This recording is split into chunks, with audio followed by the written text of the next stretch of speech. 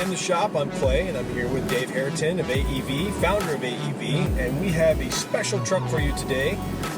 The all-new Chevy Colorado ZR2 Bison. And this truck has a very special story. Yeah, I mean, basically, it's a really unique collaboration of aftermarket and OE. So we did things a little bit different than we normally would. Chevy did things a little bit different than they normally would. And I think, you know, at the end of the day, the customer is going to end up with the truck they've been asking for 25 years here in the States. Awesome. Well, let's take it back to the shop. We're going to take a deep, in-depth look at the Bison.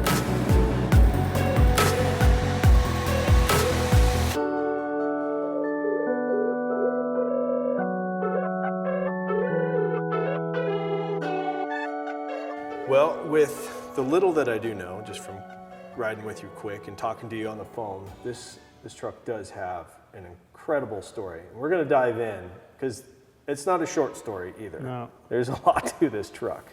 Yeah. So where would you start? Well, you know, a few years ago, Chevy came out with the ZR2.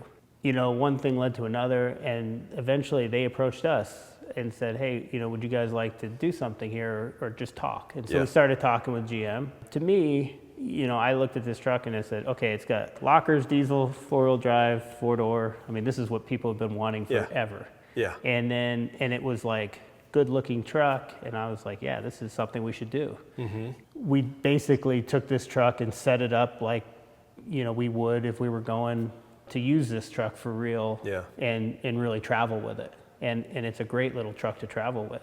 And that's kind of where it started.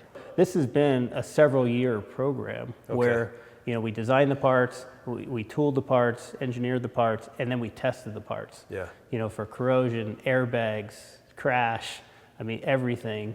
Because it's coming right from the dealer. So straight from the dealer. Yeah, everything's got to last, everything's got to work. And, you know, over the course of the last 100 plus years, right, GM's been making trucks. They've learned a few things. Mm-hmm. And so in turn, it was good for us because we actually learned a lot of how to make things durable and, you know, all the testing that went into it. I mean, it's way more testing than we would have ever done. And I'm sure we do more testing than just about anybody else in the aftermarket. Mm-hmm. For them, it made a lot of sense because instead of trying to come in and do something from the OE side without the 25 years of experience, you know, off-road and doing these big trips, you know, they came in and just got our expertise and the legitimacy of, you know, of the parts we've been making forever. Yeah, that's cool. So I thought it made a lot of sense. It was a good symbiotic relationship.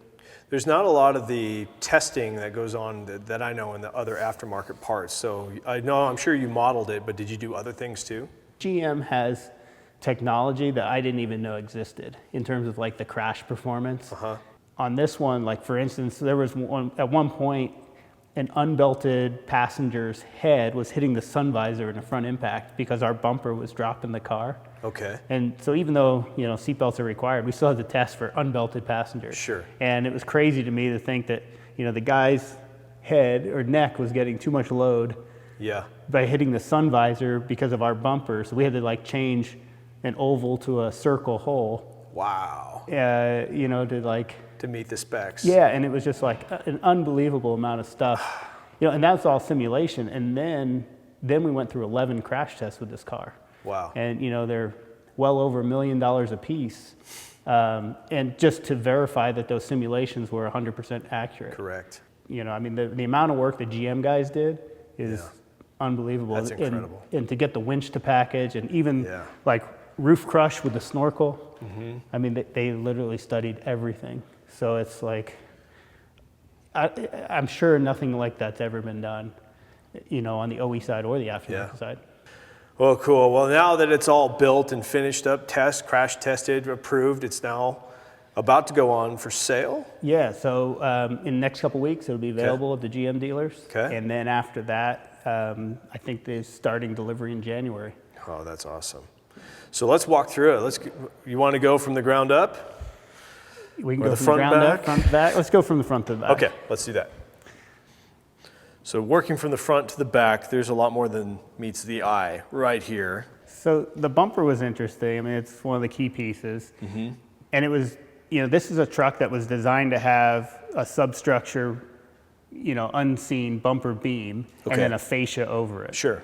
Like most trucks. Like most trucks, And yeah. as you probably well know from your Toyota experience, bolting a bumper onto a truck that was never really designed for a true bumper is always a challenge. Yeah. And so this was an incredibly challenging part for us from a couple standpoints. One was just the physical mounting, and we knew we wanted a winch. Yep. And so trying to get the structural support out of it that we needed using the existing frame. And then, trying to get the tow points and then all the crash requirements that we knew were coming. Yep. Much less the cooling requirements, which was actually a huge deal on this truck. Okay. So we had a bunch of guidelines, and we were trying to figure out how do we make this work. And so this is a totally new architecture for us. And it basically, you can kind of see that it sticks out, but it all stems from this tube. Okay. So the winch mounts to that tube, these corners mount to the tube, the center mounts to the tube. So you can actually replace the corners. So these are 3 millimeter thick steel, so these are the real deal. And they're backed up by that tube. The tube's kind of S-shaped out all the way out to the outside. So, and one of the major differences from the ZR2 doesn't actually have fog lamps. It's the bumpers cut away really tall, kind of for approach angles. Yeah. But for long distance traveling, fog lamps are critical. And it's easy to replace with even an aftermarket light, standard big. I think in one of the cars we have big Vision X fog, LEDs. Okay. Yeah. And then the winch is set up for a 9,000 pound Warn or the come up winch. Yeah, this has the 9.5 XP, I believe. Yes. Yeah. Yep, it does. And GM was really critical about this opening, that we could not violate this opening, even by a square millimeter for cooling. So we had to mount the winch a little bit lower than we typically would have because we didn't realize just how important the cooling was. Yeah. And so I think a lot of aftermarket companies probably don't realize that. And, they're sticking light bars in this hole and all kinds of other stuff. And it's really not a good idea, especially on the gas truck. Okay. The gas actually has higher cooling requirements than the diesel. Okay. If you buy this truck, all you have to do is buy the fair lead, which is a special fair lead that drops in, and then you bolt the winch in, and cool. It's just right from the factory, ready to go. Man, incredible. With GM, we have all these mud packing requirements. So we did a lot of things on this bumper we wouldn't typically do, like a full closeout on the backside. Yeah. So the tire's just not packing mud in there, and you're sitting there with a pressure washer forever. Yeah. So everything's fully closed. That's that was one of the cool. requirements. This skid plate is regular steel, 3 millimeter stick. And then the rest of the skids, and it's pretty much skid plated from this point all the way down, are a different material, and they're a high strength boron steel, and they're much thinner. So we went with the thicker one on this one just because this is one you touch and feel. Yep. And it's a relatively small skid. It only goes from here, so we weren't worried about the weight. But the rest of the skid plates that start here, they're really big, and so we were really concerned about weight. The funny thing about the boron steel is like the jaws of life won't even cut it. Wow. So it's kind of a problem for rescue. It'll absorb an impact and then spring right back to shape. Okay. So it's kind of nice for a skid plate, when you hit really hard, it actually will absorb that and then just spring right back. But for what we're doing with it, it's like the perfect material. Yeah. Light, strong. Unbelievably strong. Yeah. Hot stamped, is that correct? Yep. So we heat it red hot, then we stamp it, and in the tools are all water cooled. Okay. And it quenches it and hardens the steel. And it's like, call it 200, I think it's 215, but call it 200,000 KSI. So that's 200,000 pounds per square inch to permanently deform that metal. So it's really cool. So we were able to go very, very thin on these skid plates. And when we get it up on the lift later, I'll show you some more details about those. So they come with the accessory grill, the GM accessory grill, which is a little different. It says Chevy. One other interesting thing, like coming from the Toyota side, under these headlights, if you add an aftermarket bumper, you're always cutting the fascia and trying to. Yep. So we actually tooled this whole piece. This is an all new piece. It's designed just for a bumper. So even like tooling this piece was, an unbelievable process to get a part like that painted and into the plant. But it's nice that we didn't just like cut the fascia to close this out. We actually made a whole new part. Yeah. Wow. And that's a very expensive part to tool. I'll bet. So yeah, moving back, this one is a diesel. Okay. We've got the winch controller here. Let me open the hood. Yeah. So you've got struts. That's nice. Yep. So you've got your winch controller hidden under the hood. Cool. And the cable can be routed over into your windshield. Clean. Yeah, so this is, their tiny 2.8 Duramax, which I love. This engine has been around for a time. It's a VM 2.8 liter, and this thing has been proven all around the world for literally 20 years. Yeah. The snorkel. Yeah, what snorkel integration? It comes in right here. Usually like on a safari snorkel or something, they bring it all the way in and you tap in here. You've got your kind of your international air cleaner look. Yep, just like the Ram. Yeah, I love that. And then you drop in and then it's all hidden. You can't see anything. It's all hidden. It just plugs in the stock air box. Now that is not a part that comes on the Bison. That's a piece that you can add aftermarket. Okay, this is aftermarket. Yeah, through AEV. Okay. But it has been fully tested, so that's cool. That's a nice feature. Very cool. Fender flares. Fender flares. Very, very nice, very expensive fender flares. Yeah. They look 100% factory. Like if you'd have told me that came from Chevy, I wouldn't have known. So we did all the styling and engineering on those. It was well over $1 million in tooling to get these injection molded flares. Wow. Injection molded, yeah. Wow. And they give you about another 3/4 of an inch of coverage. Okay. So we set it up for a bigger tire. For the aftermarket, for an average guy, you can pretty much just go bolt 33s on day one. Okay. There's a tiny, tiny bit of rubbing, which you can take care of with a few little, tiny, tiny mods. Yep. But 33s just bolt right on. And you're running a 34 on this right This truck has a 34 with a 3/4 inch leveling kit on the front. Okay. When you're dealing with GM, it's important to remember they have an amazing list of requirements. And so for them to put a bigger tire on, it would have gotten into emissions and it would have gotten into, transfer case testing and stuff that would make this program a no-go. So even though those guys really wanted a bigger tire, it didn't make sense when they, at the end of the day, they knew that anybody who bought this would probably just go put a bigger tire on it. But they couldn't do it because it just got them into a whole host of recalibration and millions of dollars more.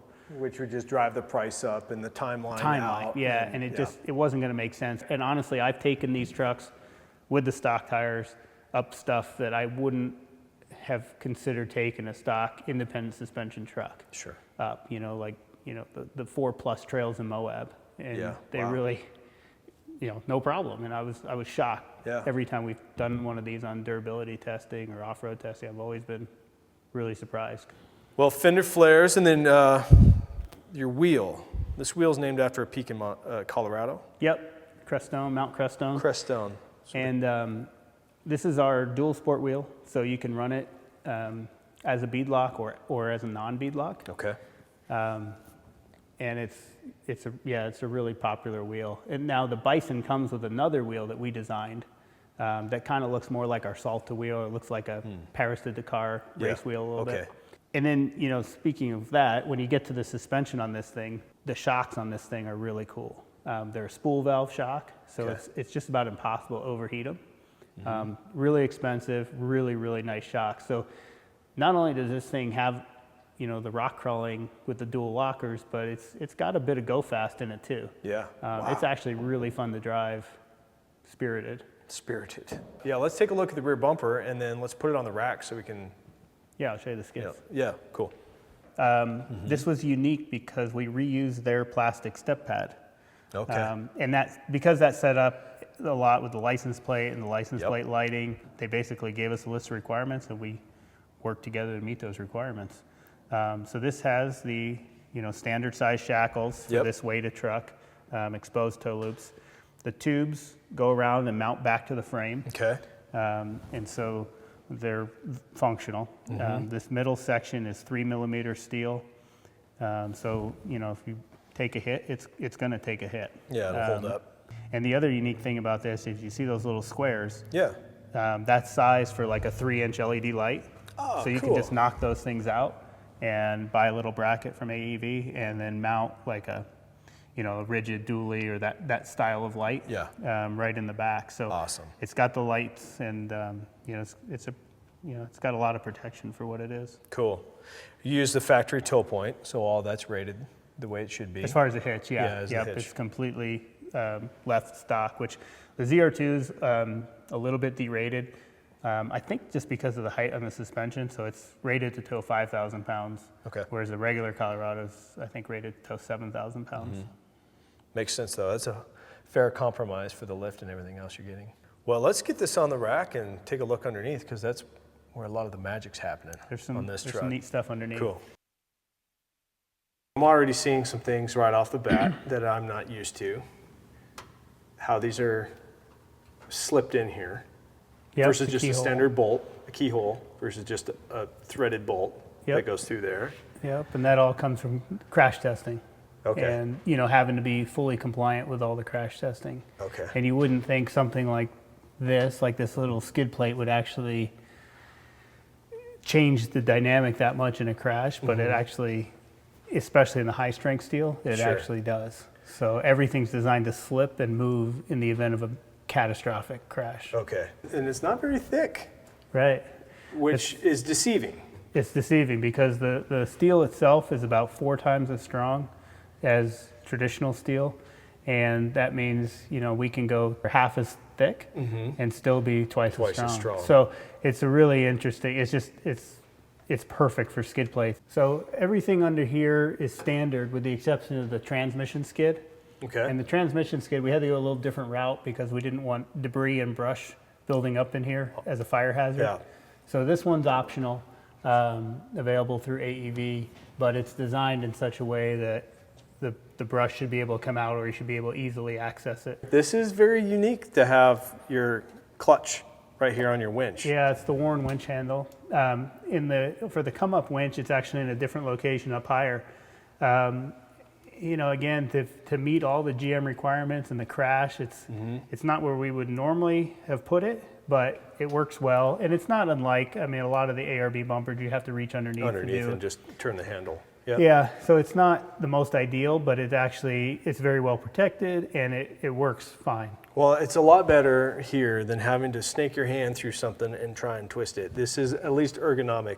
And as many times as we've been stuck, yeah, you get stuck in the mud every now and then, but it's usually like Hopefully not that big of a deal. Yeah, and a lot of times you've already engaged it and pulled the cord. And exactly. And then non-typical hooks up here. Yeah, we have to stick with the factory crash, the toe points again because of crash. Okay. So we didn't stick anything out in the front. Again, all having to do with crash. Those are designed to fold under in a catastrophic crash. Okay. And it's all about the occupant safety. GM really had a requirement, like everything had to be as good as it could for their crash. And they have, you know, there's government standards and then there's internal GM standards. Sure. And the internal GM standards are actually much higher than the government standards. So yeah, we kept those toe points, and they actually work really well. So no need to really switch them. Fully rated for like winching and all that stuff. Absolutely, no problem. yeah. Yep. Right on. So these go all the way back. All the way back. There's also access points so you can change your oil. Transmission, transfer case. You have access to everything with the skids in place, which is nice. Yep. And then going back, in testing, it turned out that the gas tank really didn't have much of a crush problem because of the frame rail was right here. Okay. So, but we did this, and this is thinner yet. This is really for anti-cut.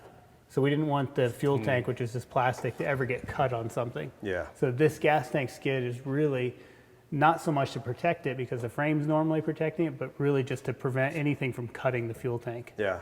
And so that was a really interesting one. And then we did the differential skid and pinion bearing.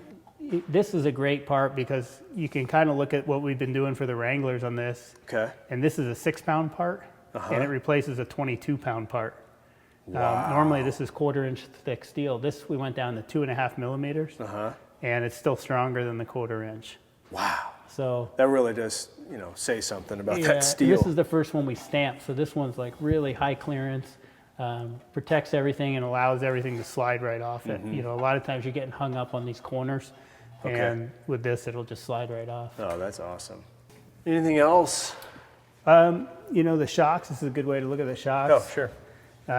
These DSSV Multimatic shocks they're really interesting shock because they don't use a deflective washer like most shocks do for valving. They actually use a spool valve. And the way it's designed to slide back and forth, you get a lot of the benefits of like a bypass shock. Okay. And you can, from what I'm told, you practically cannot overheat them. So like the guys running out there in Death Valley, you know, 30 miles of washboard road, they're not going to overheat on you. Okay. Pretty awesome shock when you start pressing this vehicle harder and harder into the turns off-road. They really come alive. So, you know, a lot of these shocks you see on these special editions cars, you know, whatever the brand might be, a lot of it's looks. And these are actual function. A lot of function in them. Yep. It's a lot of bang for the buck. Well, thanks for bringing this in. This is super special to have one of the first out and about. First one outside of in GM. the shop. Yep. So I ought to say we go take this for a drive and see what she feels like on the dirt. Sure, absolutely. Sweet, let's go. Okay.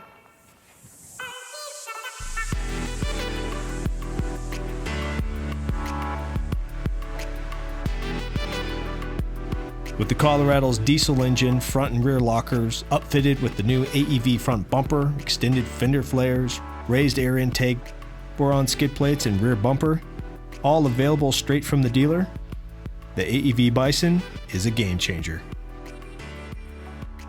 Thanks for watching, and join us next time on In the Shop.